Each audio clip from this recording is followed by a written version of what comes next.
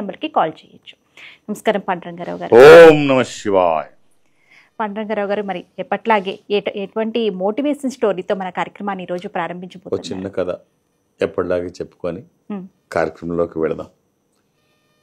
ఒక రాజుగారు రోజు తన రాజ ఆస్థానంలోంచి కోటలోంచి బయటికి వెళ్ళి ఒక మందిరం, ఒక దేవాలయం దగ్గరికి వెళ్ళి దేవుణ్ణి దర్శనం చేసుకొని కాసేపు ఆ దేవాలయం మెట్ల మీద కూర్చొని రావడం ఒక అలవాటు.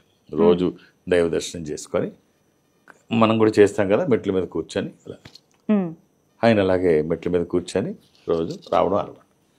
ఒకరోజు అంటే రోజు తనకి ఎడం పక్కనేమో ఒక భిక్షగాడు, కుడి పక్కన ఒక భిక్షగాడు ఈ మెట్ల మీద ఎప్పుడు కూర్చొని రాజుగారు వస్తే, ఓ భగవాన్, రాజుకి అంత ఇచ్చావు, నాకు కూడా ఎంతో కొంత ఇవ్వవా, నేను ఈ పేద స్థితిలో ఉన్నాను, మెట్ల మీద అడుక్కుంటున్నాను, నాకు కూడా రాజుకి అంత ఇచ్చిన నీవు నాకు కూడా ఎంతో కొంత ఇవ్వుదేవా అని అడుగుతాడు.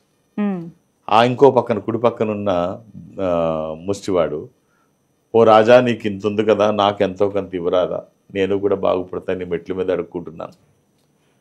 రోజు వీళ్ళిద్దరు ఇలాగే అడుక్కుంటారు. ఒకరోజు రాజు మంత్రితో చెప్తాడు, మంత్రి, ఒకడేమో దేవుణ్ణి అడుగుతాడు, ఒకడేమో నన్ను అడుగుతాడు, ఏమిటిది అని అడిగితే, మహారాజా ఏదో ఒకటి చెయ్యండి, దేవుణ్ణి అడిగేవాడికి మీరేమి ఇవ్వక్కర్లేదు, ఆయన దేవుణ్ణి అడుక్కుంటాడు, మనల్ని అడగలేదు కాబట్టి మనకు సంబంధం లేదు, రోజు మిమ్మల్ని అడుగుతున్నాడు కదా, కనుకరించి రాజు ఇన్నిసార్లు అడిగినా ఏమి ఇవ్వట్లేదు అనుకుంటారు, ఏదో ఒకటి ఇవ్వండి అంటే మళ్ళీ రాజుకు తగ్గట్టు ఉండాలి, జాతకం మారిపోవాలి ఇస్తే. సరే, అలాగే వాడికి తీసుకెళ్ళి రేపు ఓ మంచి పాయసం మంచి పాత్రలో పోసి, ఓ పాయసం కీర్ అంటాం కదా, పాత్రలో పోసి వాడికి ఇవ్వండి, కింద అన్ని బంగారం వజ్రాలు ఆ పాత్రలో కింద పెట్టి ఇవ్వండి, పైన పాయసం వేసి ఇవ్వండి. రాజుగారిని అడుగుతున్నాడు కదా, తీసుకెళ్ళి నెక్స్ట్ డే తీసుకెళ్ళి ఇస్తారు. చక్కగా ఆ మట్టి పాత్రలో పాయసం ఫుల్గా పోసారు, చాలా బాగుంది ఆ సువాసన. ఇది ఆ మట్టి పాత్రలో అయితే టేస్ట్ వస్తుంది. అది రాజస్థానం నుంచి వచ్చింది, గుమగుమలు ఆడిపోతుంది, రుచికి రుచి, చూడడానికి చూడడం, స్మెల్, టేస్ట్ అసలు మామూలుగా లేదు. రాజుగారు తాగే పాయసం శుభ్రంగా కడుపు నిండా తాగాడు. కడుపు నిండా తాగి, చూడు నేను పక్కన అడిగి చెప్తాడు, చూడు నేను రాజుగారిని అడిగేవాడిని, నాకేదన్నా ఇవ్వు రాజా అని, నువ్వు దేవుణ్ణి అడిగి ఇంతవరకు దేవుడు నీకేమైనా ఇచ్చాడా, చూడు రాజుగారు తాగే పాయసం నేను అడిగితే ఆయన నాకు పంపించాడు, ఇంకేమేం పంపిస్తాడో, నాకు కడుపు నిండిపోయింది, ఇగో ఇంకా నా వల్ల కాదు, ఈ మిగిలిన పాయసం నువ్వు తాగు అని పక్కన అడిగి ఇచ్చేస్తాడు. పక్కన అడిగి ఇచ్చేస్తే ఆ పాయసం తాగి ఆ పాత్ర తీసుకొని వెళ్ళిపోతాడు. కిందంతా బంగారు నాణ్యాలు కదా, మొత్తం అన్ని వజ్రాలు బంగారం అని తీసుకొని వెళ్ళిపోతాడు. నెక్స్ట్ డే మళ్ళీ రాజు వస్తాడు. రాజు వస్తే మళ్ళీ ముష్టాడు, మళ్ళీ ఒక ముష్టాడు లేడు, లెఫ్ట్ సైడ్ ఆడు, రైట్ సైడ్ వాడు ఉన్నాడు. ఉంటే మళ్ళీ అంటాడు, ఓ మహారాజా, నీకు దేవుడు అంత ఇచ్చాడు, మళ్ళీ నాకు ఎంతో కదా, ఒరే పిచ్చేదవా, నిన్న పాయసం తాగావా అని అడుగుతాడు.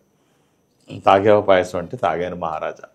ఏం పాయసం, రాజభవనంలోంచి వచ్చేది అంత రుచిగా ఉంటుందని నేను ఊహించలేదు, ఆ కలరు, ఆ స్మెల్, ఆ రుచి, వా వా వా వా వా వా వా వా. మరి మొత్తం దాని కింద బంగారు నాణ్యాలు వజ్రాలు ఉన్నాయి, అవి చూసావా అంటే, లేదు మహారాజా, నాకు ఎక్కువైపోయింది, పక్కోడు దేవుణ్ణి అడుగుతాడు కదా, దేవుణ్ణి అడిగితే ఏమొస్తుందిరా, రాజుగారిని అడగాలని చెప్పి మీరు ఇచ్చింది నేను తాగిన తర్వాత మిగిలితే వాడికి ఇచ్చానంటే, దేవుడు ఎవడికి ఏమి ఇవ్వాలో అది ఇచ్చాడు, నన్ను అడిగితే పాయసం ఇచ్చాను, దేవుణ్ణి వాడు అడిగాడు, మొత్తం సంపదలంతా దేవుడు వాడికి ఇచ్చాడు, వాడు ఈ దెబ్బతో కోటీశ్వరుడు అయిపోయాడు, నువ్వు దరిద్రంగానే ఉన్నావు, ఇంకా ఈ దరిద్రంగానే ఉన్నావు.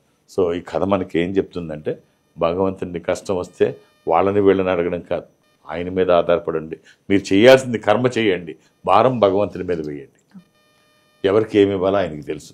చక్కని స్టోరీ అండి. కాలర్ లైన్లో ఉన్నారు.